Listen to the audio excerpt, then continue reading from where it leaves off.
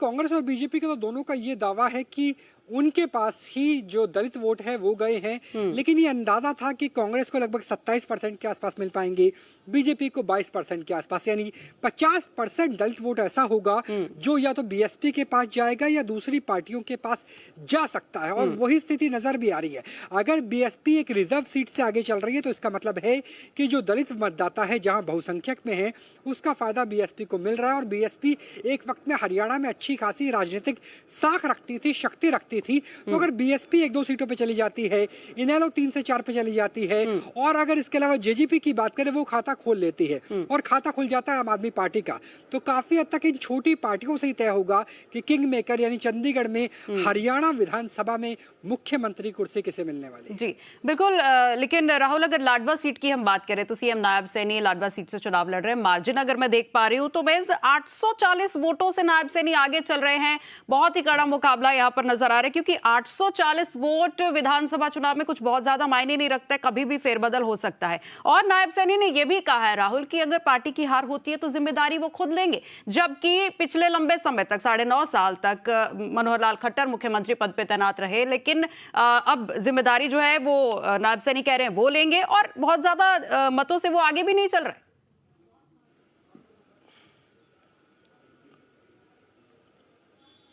देखिए, ये political party का कल्चर है। जब हम political party, national political party की बात करते हैं तो ये माना जाता है कि अगर जीत गए तो हमारी राष्ट्रीय नेतृत्व जीता, चाहे वो नरेंद्र मोदी और अमित शाह और योगी आदित्यनाथ का गठबंधन हो, जोड़ी हो, या फिर राहुल गांधी, प्रियंका गांधी वाड्रा, सोनिया गांधी, या फिर उनके प्रदेश अध्यक्ष की जोड़ी हो, तो निश्चित तौर से, और ये आमतौर पर परिपाटी रही है। और यही वजह है कि नायब सैनी का कहना है कि अगर हारा तो मैं जिम्मेवारी लेता हूं। हालांकि उनके पास 1 साल से भी कम वक्त था हरियाणा की सत्ता को अपने समीकरण के लिहाज से ढालने को लेकर, और लंबे समय तक चाहे गठबंधन की सरकार हो या अपने दम की मेजोरिटी हो, वो खट्टर के पास रही। तो निश्चित तौर से वो अपनी मोरल के लिहाज से, नैतिकता के लिहाज से कह रही है कि जीत हो या हार, जिम्मेवारी और जवाबदेही उनकी होगी। लेकिन काफी कुछ जो बड़े नेता हैं, जो नीति है, जो मैनिफेस्टो हैं, जो मुद्दे हैं प्रांत से जुड़े हुए, वो भी काफी हद तक तय करते नजर आते हैं, चाहे वो राष्ट्रीय स्तर पर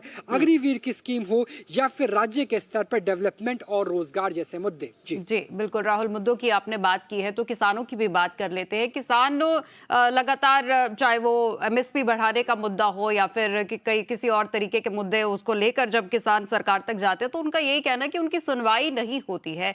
और इस वजह से, अगर आपने कहा कि राज्य में मुद्दे की बात करें तो किसानों की बात होना लाजमी है। किसान वोटर कितना प्रभावित करेंगे इन चुनावों को, खास तौर पे एंटी इनकम्बेंसी की अगर हम लोग बात करें तो क्या किसानों की नाराजगी इस पे एक बड़ा फैक्टर प्ले करेगी?